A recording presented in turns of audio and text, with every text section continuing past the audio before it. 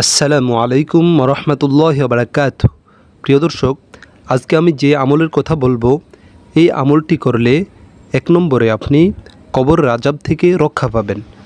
2 নম্বরে আপনার জন্য এই আমলটি আল্লাহ তাআলার দরবারে সুপারিশ করবে যেন আল্লাহ তাআলা আপনাকে জান্নাত দান করেন। 3 নম্বর একটি আমলের কথা বলবো, এই আমল করলে আল্লাহ তাআলা আপনার জিন্দেগির সমস্ত গুনাহ মাফ করে দিবেন। প্রিয় দর্শক, শুরু করার আগেই বলছি যে এই ভিডিওতে আমরা কারো ছবি দিব না, কারণ আমাদের এই ভিডিওগুলো অসংখ্য মহিলারা দেখে থাকে, তাই যদি ছবি দিই তাদের গুনাহ হবে।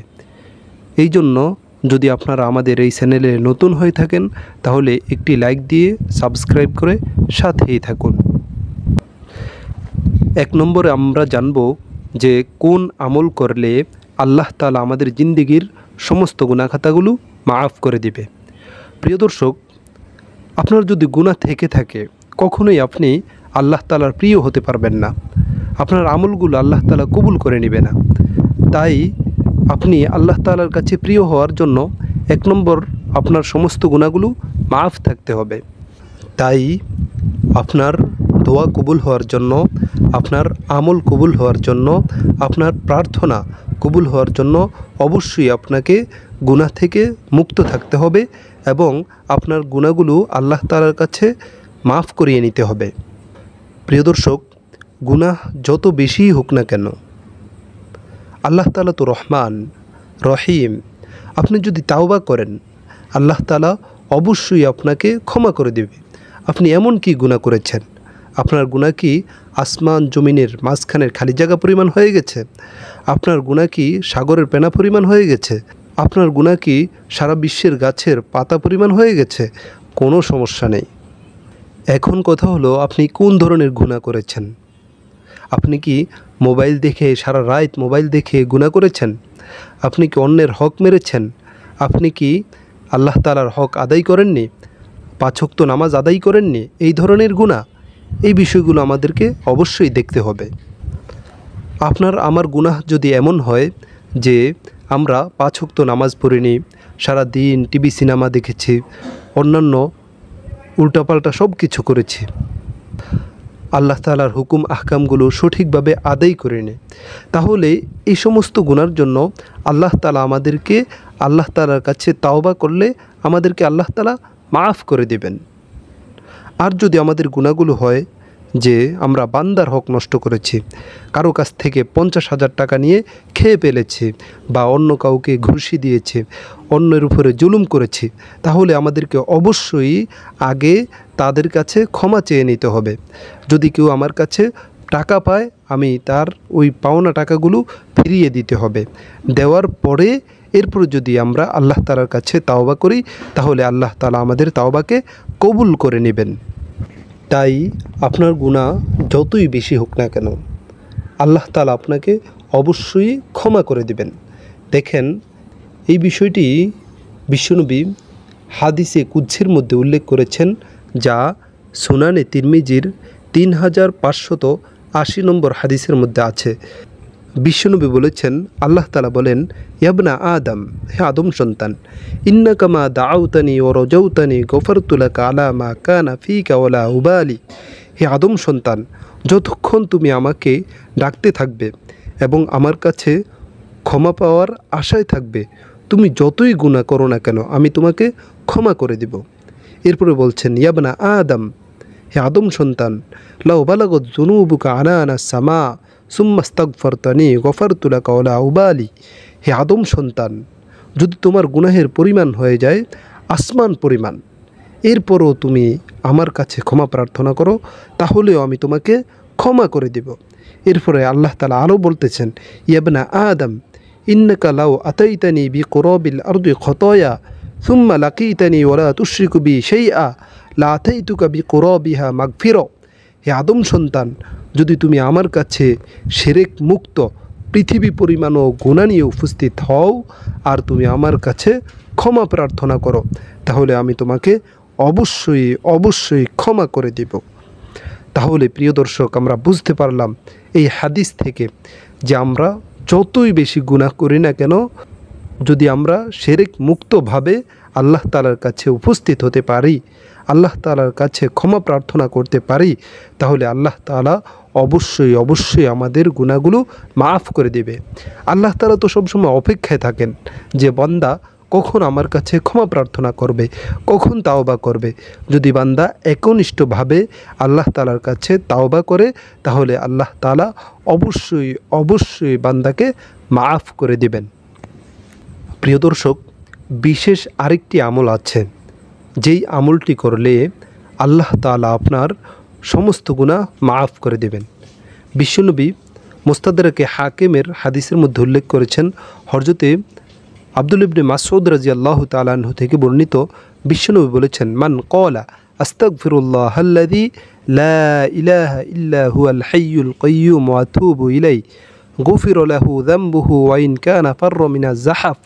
বিশ্বনবী বলেছেন, যদি কেউ এই ইস্তিগফারটি আস্তাগফিরুল্লাহাল্লাযী লা ইলাহা ইল্লা হুয়াল হাইয়ুল কাইয়্যুম ওয়া আতুবু ইলাইহি, এটা যদি 3 বার পড়ে, তাহলে ওই ব্যক্তি যুদ্ধের ময়দান থেকে পালায়ন করার মতো যদি গুনাহ করে থাকে, এরপরও আল্লাহ তাআলা তার জীবনের সমস্ত গুনাহ খাতাগুলো মাফ করে দিবেন। তাহলে প্রিয় দর্শক, আমরা এই আমলটা, এই ইস্তিগফারটা আমরা 3 বার পড়তে হবে। যদি আমরা খাঁটি নিয়তে এই ইস্তিগফারটা 3 বার পড়ি, তাহলে আল্লাহ তাআলা আমাদের জিন্দেগির সমস্ত গুনাহ খাতাগুলো মাফ করে দিবে।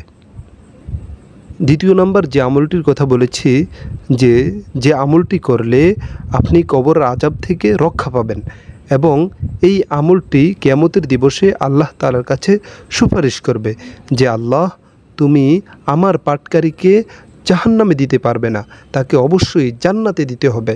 সে আল্লাহ তাআলার সাথে ঝগড়া করবে। তা হলো সূরা মুলক। যদি আপনারা এই সূরা মুলক প্রতিদিন যে কোনো সময় একবার শুনতে পারেন বা পড়তে পারেন, তাহলে অবশ্যই অবশ্যই আপনাকে এই সূরা কবর আযাব থেকে রক্ষা করবে। এরপরে আল্লাহ তাআলার কাছে আপনার ব্যাপারে ঝগড়া করবে, সুপারিশ করবে যে আপনাকে জান্নাতে নেওয়ার জন্য। দেখেন, এই বিষয়টাই বিশ্বনবী হাদিসের মধ্যে বলেছেন। তাফসিরে ইবনে কাসিরের মধ্যে আছে, বিশ্বনবী বলেছেন, হযরতে ইবনে আব্বাস রাদিয়াল্লাহু তাআলা আনহু থেকে বর্ণিত, তুমি নিজে সূরা মুলক পড়ো এবং পরিবারের সবাইকে ও প্রতিবেশীকে উহা শিক্ষা দাও, কারণ উহা মুক্তিদানকারী ও ঝগড়াকারী। কিয়ামতের দিবসে আল্লাহর সঙ্গে ঝগড়া করে উহার পাটকারীকে সে জাহান্নামের আযাব থেকে রক্ষা করবে এবং কবরের আযাব থেকে বাঁচিয়ে রাখবে। রাসূলুল্লাহ সাল্লাল্লাহু আলাইহি ওয়াসাল্লাম বলেছেন, আমার একান্ত কামনা যে এই সূরাটি আমার প্রত্যেক উম্মতের অন্তরে গেঁথে থাকুক। তাহলে প্রিয় দর্শক, বুঝতে পারলাম যে বিশ্বনবী বলেছেন যে এই সূরাটি আপনাকে কবর আযাব থেকে রক্ষা করবে, এবং 2 নম্বর, এই সূরাটি আল্লাহ তাআলার সাথে ঝগড়া করবে যে যেন আল্লাহ তাআলা আপনাকে জাহান্নামে না দেন। প্রিয় দর্শক, আরও শুনুন বিশ্বনবী কী বলেছে। হযরতে আবু হুরায়রা রাদিয়াল্লাহু তাআলা আনহু থেকে বর্ণিত, রাসূলুল্লাহ সাল্লাল্লাহু আলাইহি ওয়াসাল্লাম বলেছেন, কোরআন মাজিদে 30 আয়াত বিশিষ্ট একটি সূরা আছে, তেলাওয়াতকারীকে ক্ষমা করে দেওয়ার আগ পর্যন্ত তার জন্য সুপারিশ করতেই থাকবে। আর সূরাটি হলো তাবারাকাল্লাযী বিয়াদিহিল মুলক। এটি সুনানে আবু দাউদ সহ অন্যান্য হাদিসের কিতাবের মধ্যে আছে। বাইহাকি শরীফের মধ্যে আছে, বিশ্বনবী বলেছেন, আমার মন চায় প্রত্যেক মুমিনের হৃদয়ে যেন এই সূরা মুলক মুখস্থ থাকে। অন্য এক হাদিসে আছে, হযরতে আব্দুল ইবনে আব্বাস রাদিয়াল্লাহু তাআলা আনহু থেকে বর্ণিত, বিশ্বনবী বলেছেন, তোমরা সূরা মুলক শিখে নাও এবং নিজেদের স্ত্রী সন্তানদেরকে শিখাও। এটা কবরের আযাব হতে রক্ষা করবে এবং কিয়ামতের দিবসে আল্লাহর দরবারে এই সূরা পাঠকারীর পক্ষে কথা বলে তাকে মুক্ত করবে। তিরমিজি শরীফের আরেকটি হাদিসের মধ্যে আছে, বিশ্বনবী বলেছেন, যে ব্যক্তি নিয়মিত সূরা মুলক তেলাওয়াত করবে বা শুনবে, আল্লাহ তাআলা তাকে কবরের মধ্যে শাস্তি দিবেন না। এখন কথা হলো প্রিয় দর্শক, এই সূরা আমরা কখন শুনব বা কখন পড়ব? প্রিয় দর্শক, এটার জন্য কোনো সময় নির্ধারিত নেই। আপনি সব সময়, যখনই সময় পান, কোরআন মহান কালাম, আর এখন তো অত্যন্ত গুরুত্বপূর্ণ সময় চলতেছে, আর এখনই সময় আপনার শোনার, আপনি এখনই শুনতে পারেন। তাই যেই কোনো মুহূর্তে আপনি শুনতে পারেন। তবে হ্যাঁ, মুহাদ্দিসিন ইকরাম বলেন এর জন্য উত্তম সময় হলো রাতের বেলা শ্রবণ করা বা তেলাওয়াত করা। তাই আপনাদের কাছে অনুরোধ থাকবে যে আপনারা কমপক্ষে আজকে হলেও এই সূরাটি শুনুন পরিপূর্ণভাবে। এরপরে কোরআন শুনলে তো কোনো লস নেই, কারণ আপনি কোরআনের প্রত্যেকটা হরফের বিনিময়ে পাচ্ছেন 10টি করে নেকি। আমি আল্লাহ তাআলার কাছে দোয়া করি যে যারা এই সূরা পরিপূর্ণভাবে শুনবে, আল্লাহ তাআলা যেন তাদেরকে কবর আযাব থেকে মুক্ত রাখে এবং তাদেরকে যেন জান্নাত নসিব করে। কিয়ামতের দিবসে যেন এই সূরা তাদের জন্য সুপারিশ করে এবং আল্লাহ তাআলা যেন আপনাদের মনের সকল আশাগুলো পুরা করে। সকলেই দোয়াতে শরিক হওয়ার জন্য আমিন কমেন্ট বক্সে লিখে যাবেন, কারণ বিশ্বনবী বলেছেন যদি একজনে দোয়া করে আর বাকিরা যদি আমিন আমিন করে তাহলে আল্লাহ তাআলা তাদের দোয়া কবুল করে নেন। তাই দোয়াতে শরিক হওয়ার জন্য আপনারা আমিনটা কমেন্ট বক্সে লিখবেন। প্রিয় দর্শক, মনোযোগের সাথে সূরাটি শুনতে থাকুন। এরপরে আমি আরেকটি আমলের কথা বলবো, যেই আমলটি করলে আল্লাহ তাআলা আপনাদেরকে সমস্ত বিপদ মুসিবত থেকে রক্ষা করবে এবং আপনাদের দোয়া কবুল করবে। তো এটা এরপরেই বলবো ইনশাআল্লাহ। তো আপনারা এই সূরাটি মনোযোগের সাথে শুনুন। تبارك الذي بيده الملك وهو على كل شيء قدير الذي خلق الموت والحياة ليبلوكم أيكم أحسن عملا وهو العزيز الغفور الذي خلق 7 سماوات طباقا ما ترى في خلق الرحمن من تفاوت فارجع البصر هل ترى من فطور ثم ارجع البصر كرتين ينقلب إليك البصر خاسئا وهو حسير ولقد زينا السماء الدنيا بمصابيح وجعلناها رجوما للشياطين وأعتدنا لهم عذاب السعير وللذين كفروا بربهم عذاب جهنم وبئس المصير إذا ألقوا فيها سمعوا لها شهيقا وهي تفور تكاد تميز من الغيظ كلما ألقي فيها فوج سألهم خزنتها ألم يأتكم نذير قالوا بلى قد جاءنا نذير فكذبنا وقلنا ما نزل الله من شيء إن أنتم إلا في ضلال كبير وقالوا لو كنا نسمع أو نعقل ما كنا في أصحاب السعير فاعترفوا بذنبهم فسحقا لأصحاب السعير إن الذين يخشون ربهم بالغيب لهم مغفرة وأجر كبير وأسروا قولكم أو اجهروا به إنه عليم بذات الصدور ألا يعلم من خلق وهو اللطيف الخبير هو الذي جعل لكم الأرض ذلولا فامشوا في مناكبها وكلوا من بالرزق وإليه النشور أأمنتم من في السماء أن يخسف بكم الأرض فإذا هي تمور أم أمنتم من في السماء أن يرسل عليكم حاصبا فستعلمون كيف نذير ولقد كذب الذين من قبلهم فكيف كان نكير أولم يروا إلى الطير فوقهم صافات ويقبض ما يمسكهن إلا الرحمن إنه بكل شيء بصير أمن هذا الذي هو جند لكم ينصركم من دون الرحمن إن الكافرون إلا في غرور أمن هذا الذي يرزقكم إن أمسك رزقه بل لجوا في عتو ونفور أفمن يمشي مكبا على وجهه أهدى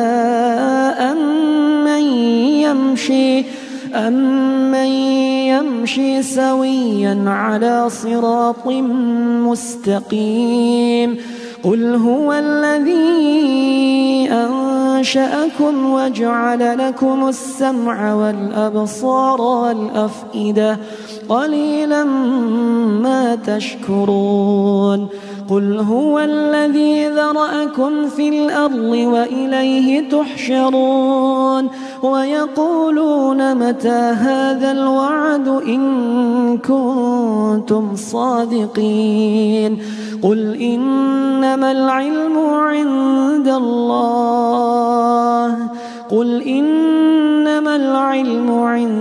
الله وإنما أنا نذير مبين فلما رأوه زلفة سيئت وجوه الذين كفروا وقيل هذا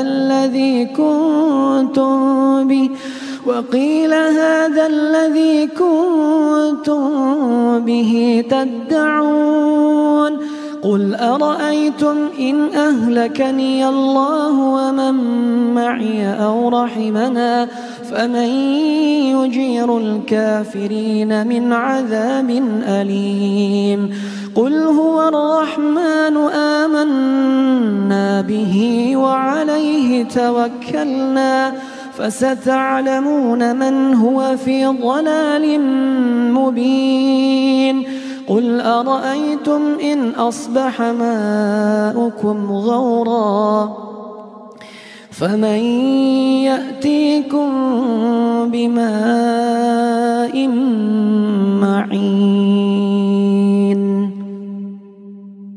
প্রিয় দর্শক, আরেকটি আমল হলো যেই আমলটি করলে আল্লাহ তাআলা আপনাকে বিভিন্ন বিপদ মুসিবত থেকে হেফাজত করবেন এবং আপনার টাকা পয়সার অভাব দূর করে দিবেন এবং বিভিন্ন দুশ্চিন্তা পেরেশানি থেকে মুক্ত রাখবেন। এটা আমার কথা নয়, বিশ্বনবী নিজেই বলেছেন, যা আবু দাউদ শরীফের 2518 নম্বর হাদিসের মধ্যে আছে। বিশ্বনবী বলেছেন, যদি কেউ নিয়মিত ইস্তেগফার করতে থাকে তাহলে আল্লাহ তাআলা তাকে সমস্ত বিপদ মুসিবত থেকে রক্ষা করবেন, আল্লাহ তাআলা তার দোয়াকে কবুল করে নেবেন। তাই আপনাকে শুধু একটি কাজ করতে হবে, তা হলো ইস্তেগফার। বেশি বেশি আস্তাগফিরুল্লাহ আস্তাগফিরুল্লাহ আস্তাগফিরুল্লাহ। আপনার সমস্ত হাজত পুরা হওয়ার জন্য এই ইস্তেগফার যথেষ্ট। হয়তোবা আপনার বিশ্বাস হচ্ছে না, বিশ্বনবী হাদিসের মধ্যে বলেছেন, যেটা তিরমিজি শরীফের হাদিসের মধ্যেও আছে, যে আপনারা যদি নিয়মিত ইস্তেগফার করেন তাহলে আল্লাহ তাআলা অবশ্যই আপনার সমস্ত হাজত পুরা করবে এবং আপনার দোয়াও কবুল করে নেবে। আল্লাহ তাআলা আমাদেরকে বেশি বেশি ইস্তেগফার করার তৌফিক দান করেন।